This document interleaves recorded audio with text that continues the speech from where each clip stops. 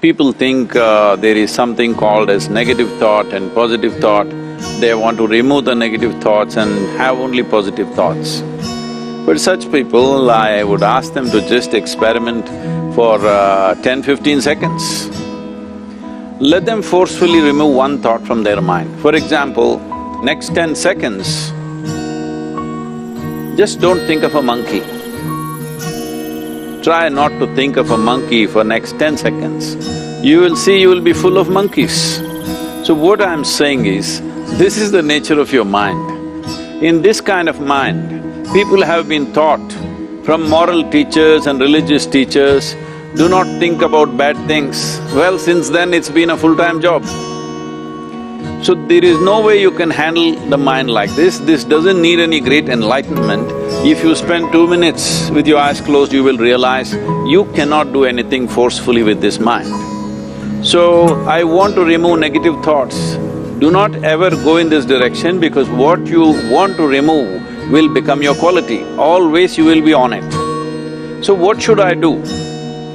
In this mind, you don't try to identify what is positive, what is negative and try to remove it. First of all, one needs to understand, this mind of yours, this body of yours is supposed to serve you. The life that you are is important.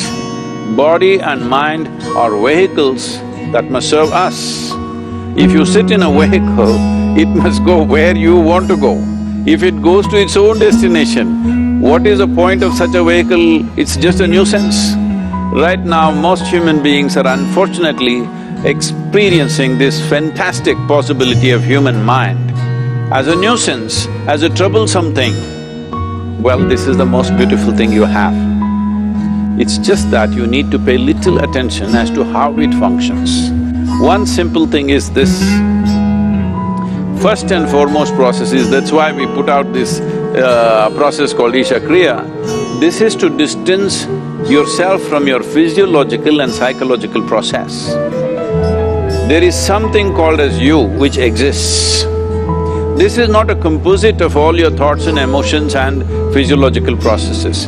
Beyond that, there is you. If you close your eyes, even if you cannot see anything, you're still there. It is through the window of your eyes that you're looking out, but if you close your eyes, it doesn't mean that you don't exist, you still exist. So beyond your thought, you still exist, beyond your emotion, you still exist.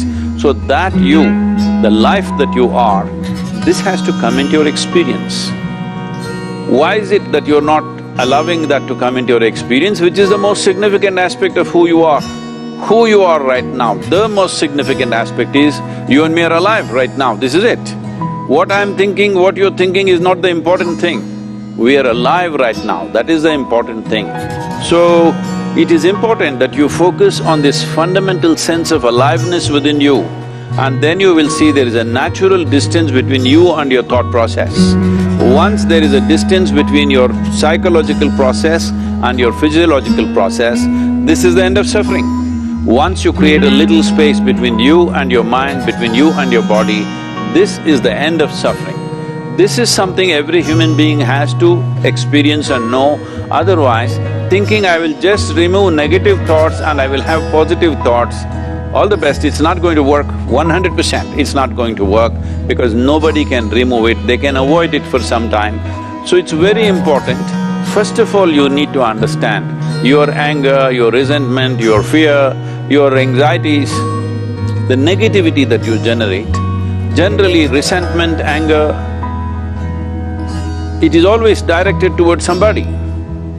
But we need to understand this is poisons that we are drinking and expecting somebody else to die. Fortunately, life doesn't work like that. If I drink poison, I die. If I drink poison, you don't die. So, we need to understand this. When I say poison, today you can have yourself chemically analyzed.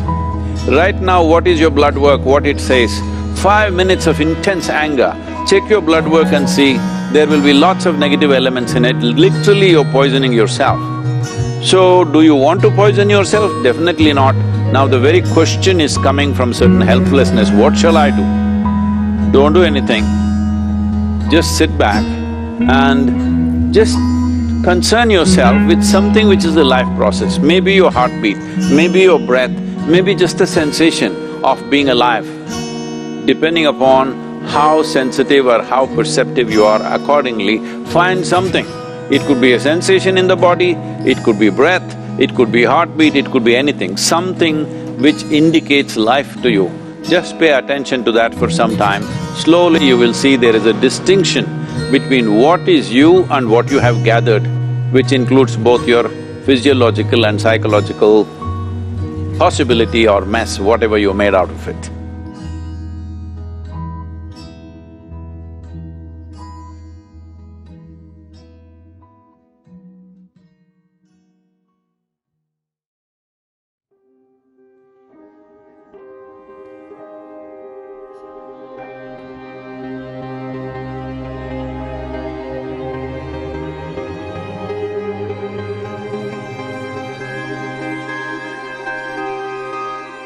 There are three things which you should never do with thoughts. 1. Never ever fight with thoughts. 2. Never be against thoughts. And 3. Never ever try to stop thoughts. If you ever try one of these three things, you are bound to create conflict within yourself. You are bound to create tremendous stress within yourself. It becomes all the more important for these spiritual seekers because most of them think that the essence of spirituality lies in stopping thoughts. The very idea of meditation gives them the feeling that they have to stop thoughts now. So if you want to grow on the spiritual path, which means if you want to go beyond thoughts, then this idea of never fighting with thoughts should sink very deep in you, because you can never go beyond thoughts by fighting with thoughts. What then is the way out? How to reach that state of thoughtlessness to experience your divine, infinite nature? Awareness is the way. Consciousness is the way. Try to bring thoughts in your awareness. Try to be conscious of what is going on in your mind. If you really become aware of thoughts that disturb you, then they will immediately stop being that disturbing. Slowly and gradually they will disappear like clouds. But if you make effort to go beyond thoughts, then you are bound to fail.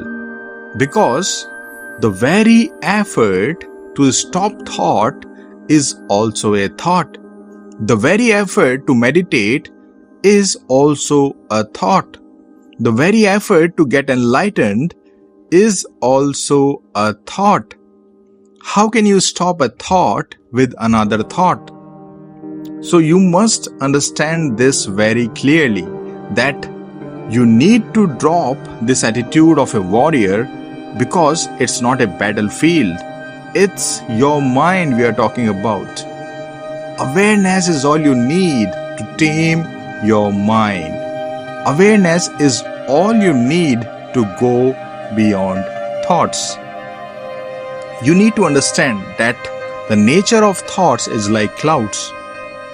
The great Buddhist monk Thilopa said, "The clouds that wander through the sky have no root, no home, nor do the distinctive thoughts floating through the mind." How very deep insight into the nature of thoughts. Thoughts are like clouds. Just as clouds have no home, no root, they simply wander through the sky. In the same way, your thoughts have no root. They have no home. They simply move through the sky of your awareness. They simply move through the sky of your consciousness. Thoughts are nothing but a very, very tiny aspect of the infinite ocean of consciousness that you are. They have no substance. They are insubstantial. They appear, they exist in the space of your consciousness, and they disappear. But the moment you pay attention to them, the moment you feed them with your attention, you infuse life in them. You make them stronger. But when you bring them in your awareness, when you become conscious of them without paying them any attention, then they lose their control, their dominance over you. Remember, your attention is the food for thought. The more attention you give to the thoughts, the stronger they become. But the more aware you become of your thoughts, the weaker they become. Now, how will you know whether you are paying attention to your thoughts or are you becoming aware of them? Just remember this simple thing. When you react to your own thoughts, you are then paying attention to them. Any reaction from you to any thought that arises in your mind is attention. And what is awareness? Awareness is the space in which the thoughts exist. Just as clouds exist in the physical space, thoughts exist in the space of your awareness. So you need to identify with that space of awareness when any thought arises. Know that you are not the thought, but the awareness in which the thoughts appear. If you do so, then slowly and gradually that auspicious moment will come when you will clearly see that there is a gap between the thoughts and the real, conscious, infinite you.